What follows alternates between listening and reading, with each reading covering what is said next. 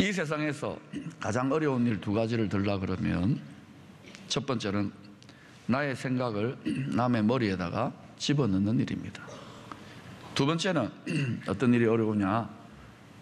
남의 주머니에 있는 돈을 내 주머니에 집어넣는 일입니다. 이 첫 번째 일에 주로 종사하는 사람을 우리는 선생님이라 그러죠. 두 번째 일에 주로 힘쓰는 사람을 우리는 사장님이라 그럽니다. 그런데 이 두 가지, 이 세상에서 가장 이 어려운 일을 한꺼번에 다 해치우는 능력자가 있는데 우리는 그런 능력자를 가리켜서 마누라라고 부릅니다. 그래서 선생님에게 대드는 것은 배우기 싫은 것이고, 사장님에게 대드는 것은 돈 벌기 싫은 것이고, 마누라에게 대드는 것은 살기 싫다는 말입니다. 그런데 문제는 이 세상에 살기 싫은 남편들이 꽤 많아요. 이 에베소서의 가장 핵심적인 신학적 주제는 교회론입니다. 앞서 우리가 어떤 교회론에 근거하여 설교를 제가 해왔느냐 하면은 예수 그리스도의 몸된 교회, 우리 이거는 잘 알잖아요. 몸된 교회. 그래서 몸교회론, 지체교회론을 중심으로 설교를 해왔어요.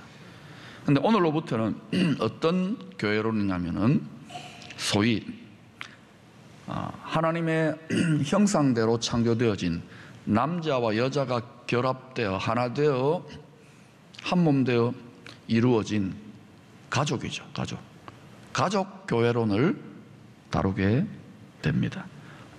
여러분, 성경은 분명히 남자와 여자가 하나님의 형상을 따라 창조된 이 남녀가 결합하여 하나 되어 가정이 탄생한다, 이렇게 이야기합니다. 이것은 영원토록 불변하는 진리입니다. 여러분, 불변하는 진리가 있을까요, 없을까요? 대답이 시원치 않습니다. 세상이 아무리 변화되더라도 사람은 사람이고 하나님은 변치 않는 진리가 있는 것입니다. 저는 앞으로 3주간 시리즈로 관계에 대한 설교를 하는데 주로 가족 관계인데, 첫 번째는 오늘 부부 관계, 다음 주에는 부모와 자녀 관계, 그리고 그 다음 주에는 주인과 종의 관계. 이거는 확장된 가족입니다. 그런데 이 관계 중에 이 모든 관계를 관통하는 핵심적인 원리가 21절에 나타납니다. 그게 뭐냐? 그리스도를 경외함으로 피차 복종하라. 이것은 교회 안에서나 가족 관계에만 적용되는 것이 아니라 모든 인간관계, 모든 이 세상 만물의 관계에 적용됩니다. 여러분, 그리스도는 누굽니까? 예수 그리스도, 성자 하나님입니다. 그리스도를 경외한다는 것은 하나님을 경외하는 거예요. 이 경외라는 단어 속에는 사랑이라는 의미가 포함됩니다. 두려워할 경자입니다. 놀랄 경자. 아이들 경기한다 그러잖아요. 놀래서 경기하는 거거든요. 우리가 하나님을 놀라는 분으로, 두려운 분으로, 귀신 보고 두려워하는 건 다릅니다. 너무 크고 우리와는 차원이 다른 분이기 때문에 경외하는데 두려워 떱니다. 그 앞에 서면은 죽은 사람처럼 되어져요. 다니엘도 또 요셉도 하나님 만난 사람들이 그 영광의 실체 앞에 섰던 사람 다, 바울도 거꾸로져요. 사도 요한도. 저와 여러분도 마찬가지입니다. 너무 크고 영광스러운 존재 앞에 서기 때문에 죽은 사람처럼 돼요. 아니, 죽습니다. 그런데 그 하나님을 여러분 사랑합니까? 근데 하나님 두려워합니까? 사랑을 하는데 두려운 사랑을 하는 것이 바로 경외입니다. 그리스도를 경외함으로 피차 복종하라. 모든 인간관계에는 서열이 있습니다. 계층이 있습니다. 머리가 있고 또 그 머리 밑에 있는 지체들이 있고, 그죠? 또 무엇이 있으면 하늘이 있고 땅이 있잖아요. 자, 오늘 부부관계 속에서는 머리가 누굽니까? 예? 예, 남편이죠. 목소리가 작은 거 보니까. 또 남편들이 주로 쓰는 용어지만 남편 알기를 뭐같이 알아야 됩니까? 예, 역시 또 반응이 시원찮아요. 하늘같이 알아야 돼요. 머리요 하늘이라는 의미는 그 위치가 그렇다는 거예요. 위치, 창조 질서의 위치가 그렇다는 거예요. 그러면 부모와 자녀 관계에서 머리와 하늘은 누굽니까? 부모죠. 주인과 종의 관계에서는 두말할 필요 없을 것입니다.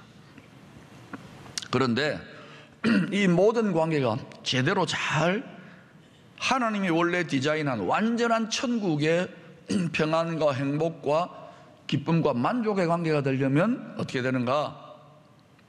그리스도를 경외함으로 우주의 왕인 성자 하나님을 두려워하며 사랑함으로 피차 복종해야 되는 거예요.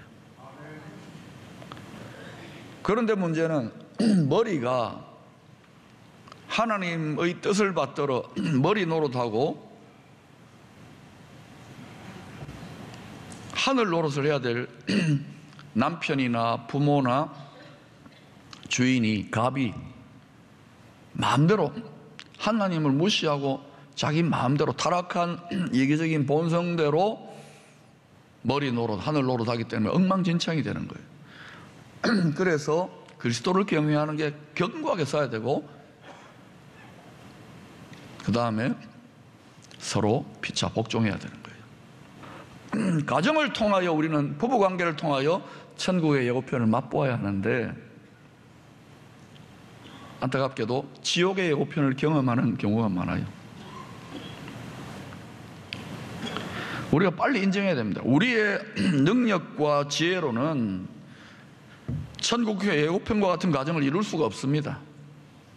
그런데 세상에 좀 행복해 보이는 인꼬부가 보입니까? 한번 거기 가서 한 일주일만 살아보세요. 정말 그렇지. 쇼윈도우의 장식장에 보여지는 것과 그 뒤에 물건 재고 창고에 가서 보는 것과는 달라요. 그렇다면 방법은 뭔가? 오직 한 가지 방법이 뭡니까? 우리의 능력이 없으면 어디로부터 빌려와야 될 거 아닙니까? 하나님의 능력. 하나님이 능력을 부여해서 천국을 맛보도록 도와주신 능력이 오직 성령으로 충만하여지라는 거예요. 여러분, 귀신이 들리면 사람이 악한 능력을 발휘해요. 신들린 능력을 발휘합니다. 다 신들렸다는 걸 압니다. 그죠? 그러면 좀 좋은 용어는 아니지만 그게 메커니즘은 같아요. 성령, 성신 들려야 되는 거예요. 그게 성령으로 충만해요. 완전히 지배를 당해야 되는 거예요. 그런데 그렇게 안 하잖아요. 우리가 저항을 하거든요. 그리고 우리가 자아가 살아있다 그러거든요. 그래서 여러분이 오직 성령의 충만한 능력으로 모든 인간관계, 부부관계를 영위해 가려면은 자아가 날마다 죽어야 됩니다. 그러면 오직 성령으로 충만해지는 거예요. 여러분 부부관계에 굉장히 불만이 많은 남편과 아내가 있으면은 이유는 간단합니다. 그렇다면 천국의 가족관계의 가장 기본이 되는 그 부부의 역할에 대해서 살펴보십시다. 먼저 아내들의 역할입니다. 22절에 이렇게 소개되고 있습니다. 아내들이 크게 읽어보십시다. 시작.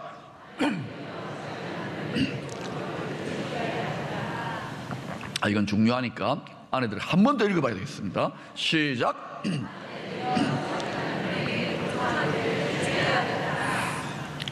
하나님의 천국을 부부관계, 가족관계에서 맛보라고 하면서 하나님이 제일 먼저 명령을 하시는데, 아내들이여 자기 남편에게 복종하기를 예수님 하나님께 하듯이 하라.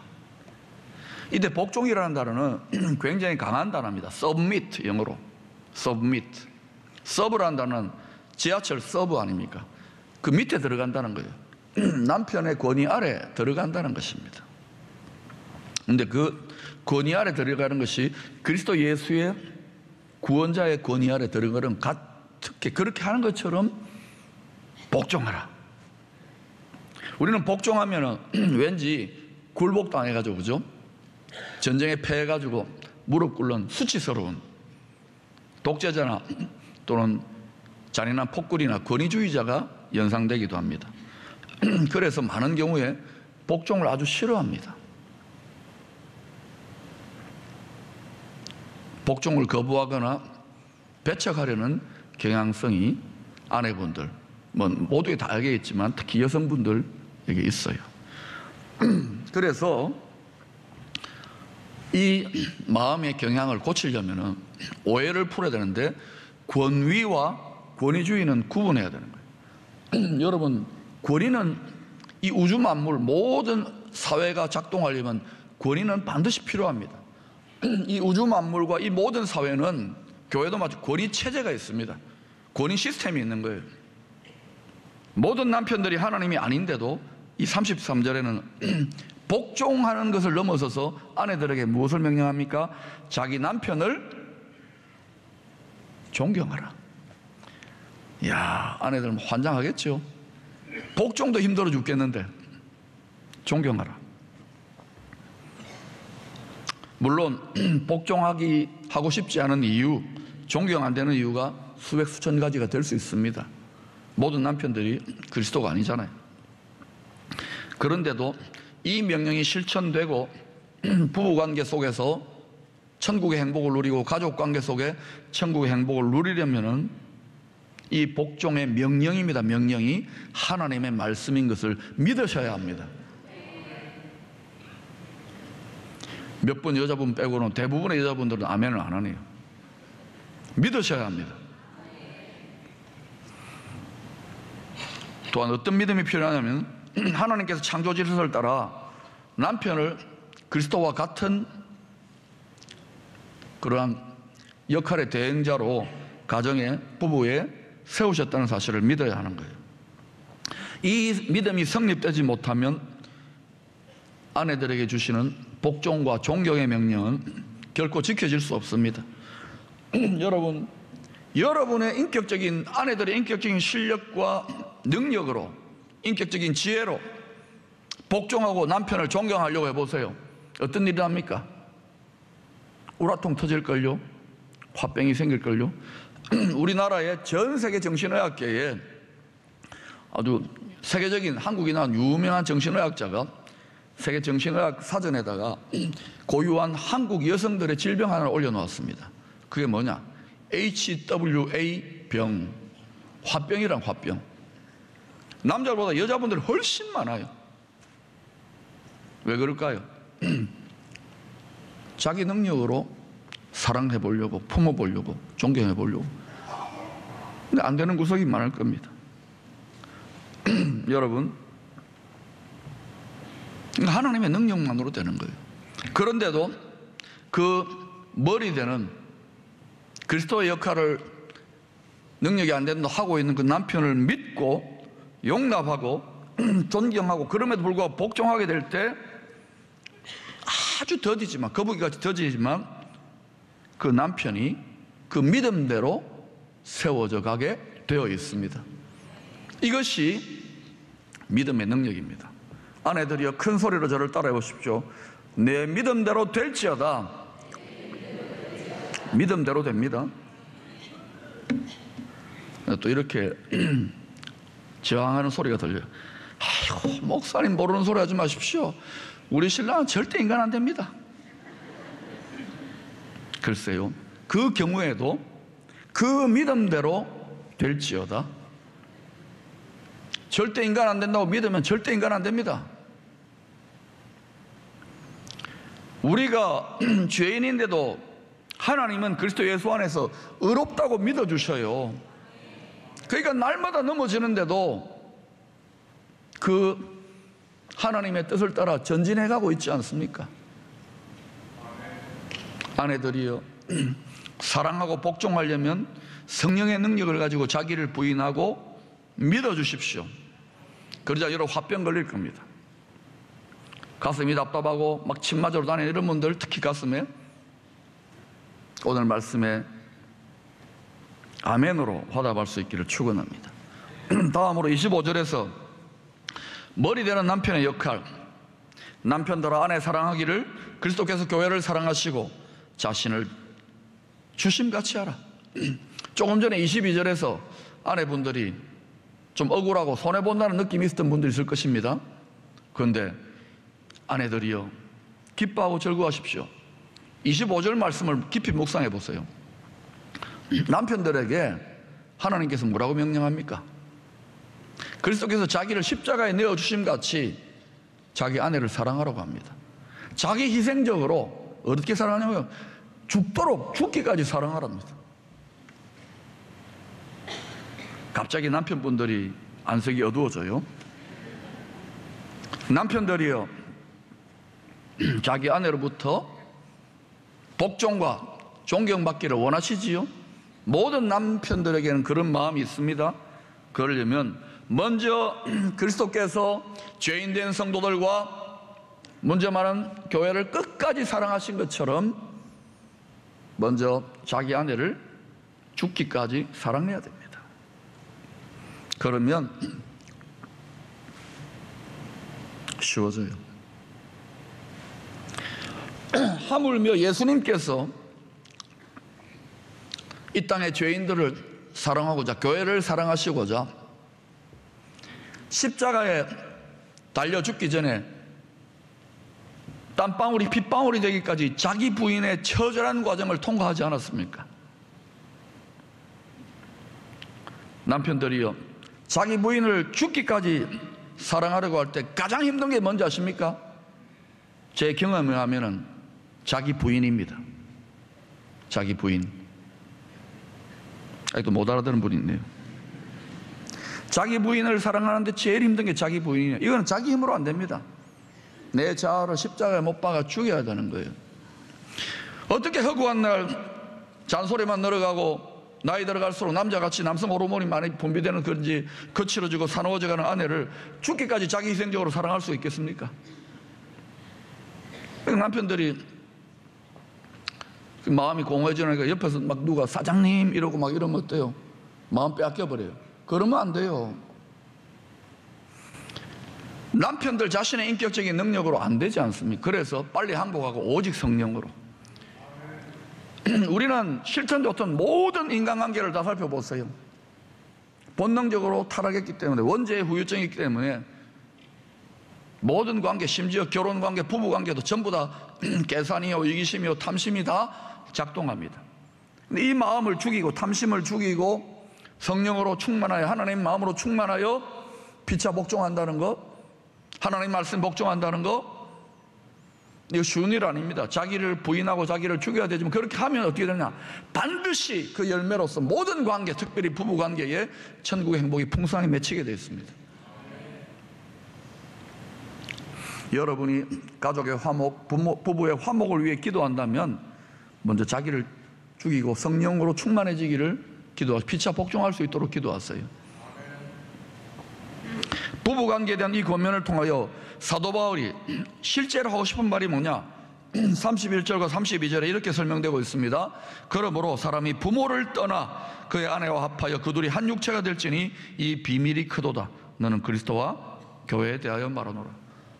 비밀이라고 합니다. 부부관계를 그리스도와 교회에 대하여 말하고 있는 비밀. 이때 비밀은 미스테리. 비밀은 드러나면은 아하 다 아는 게 비밀이에요. 그러나 미스테리는 다 알려지고 드러나도 알지 못하는 거예요. 언제까지? 영원토록 모르는 것이 부부관계의 신비고 그리스도와 교회가 서로 사랑함으로 복종함으로 하나 되는 연합의 신비인 거예요. 여기는 엄청난 신비, 비밀이 있는 거예요. 깊도다 하나님의 지혜요.